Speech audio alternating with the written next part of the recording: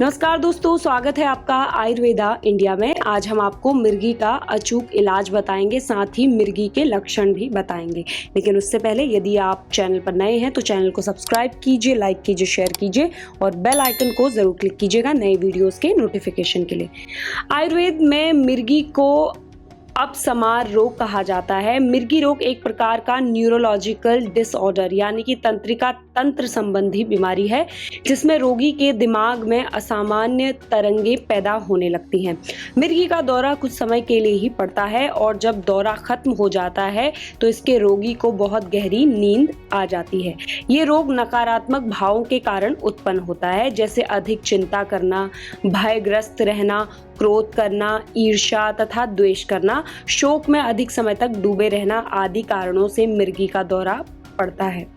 आयुर्वेदिक और घरेलू नुस्खों से इसका इलाज किया जा सकता है। आइए जानते हैं मिर्गी का अचूक इलाज, लक्षण और इसका ट्रीटमेंट क्या है।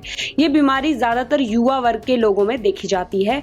इस बीमारी के मुख्य लक्षण अचानक हाथ पैर और चेहरे की मांसपेशियों में बहुत तेज खिंचाव होना, हाथ पैर का अकड़ जाना, आंखों का तेज फड़फड़ाना और सिर का हिलना, पेट में दर्द होना और कभी कभी रोगी के मुंह से झाग भी निकलने लगता है और रोगी को बेहोशी भी आ जाती है।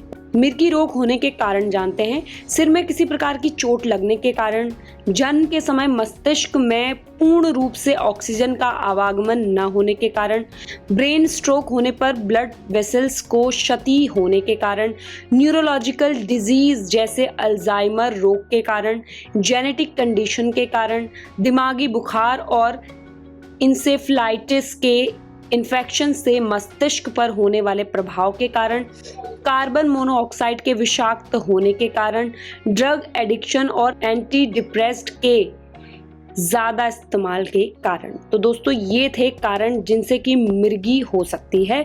अब आयुर्वेद में इसके कुछ घरेलू उपाय हैं, जानते हैं क्या है वो चीजें। ब्राह्मी का पौधा परिसंचरण और तंत्रिका तंत्र संबंधी विकारों में बहुत उपयोगी होता है। इसे काढ़े के रूप में ले सकते हैं या घी में भूनकर भी ले सकते हैं। इस मिश्रण का सेवन करने से ब्राह्मी शरीर में दोष का शमन कर शोधन थेरेपी के लिए तैयार करती है। इसके सेवन से आपका जो मस्तिष्क है वो ठंडा रहता है और याददाश्त भी बढ़ती है। ब्राह्मी के सेवन से मिर्गी के अटैक ज्यादा लंबे समय तक नहीं आते और ज्यादा गंभीर भी नहीं होते, इसलिए ब्राह्मी का नियमित सेवन करना लाभप्रद होता है। बात करेंगे शंख पुष्पी की।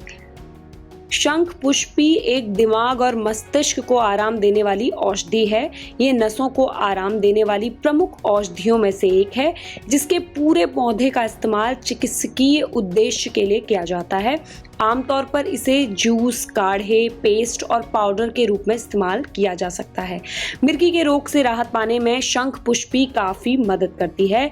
ये त्रिदोष को भी संतुलित करने और मन को शांति प्रदान भी करती है और गहरी नींद पाने तथा चिंता और तनाव मुक्त होने में मदद करती है। इसलिए मिर्गी के रोगी को शंख पुष्पी का नियमित सेवन करना चाहिए। अब बात करेंगे शतावरी की। शतावरी त्रिदोष, पित्त, कफ और वात दोष को साफ करती है।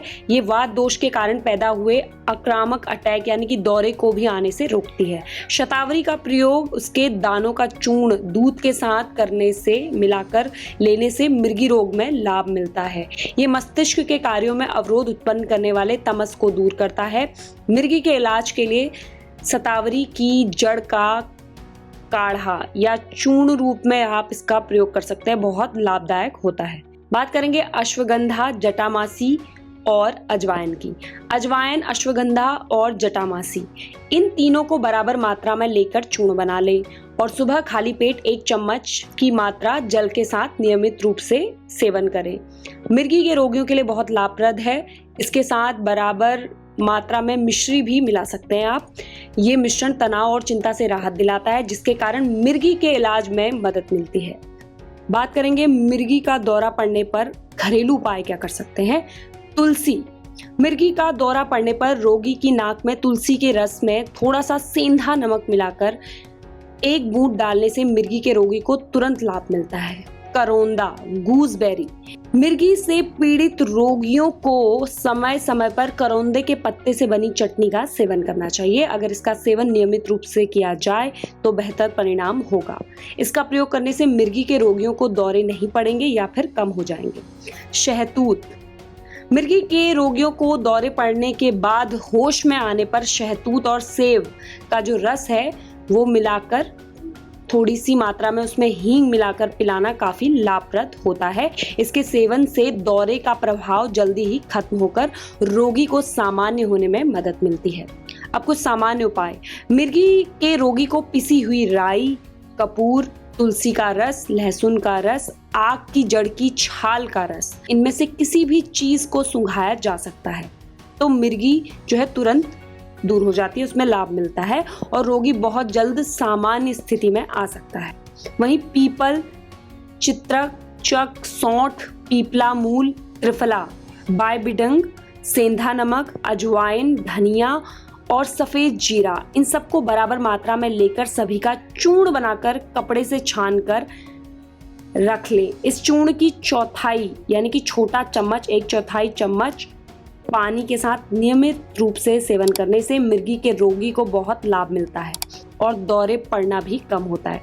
तो दोस्तों ये थी बहुत ही महत्वपूर्ण जानकारी, खूब सारा शेयर कीजिए और ऐसे जुड़े रहिए अपने चैनल आयुर्वेदा इंडिया के साथ। स्वस्थ रहें, मस्त रहें।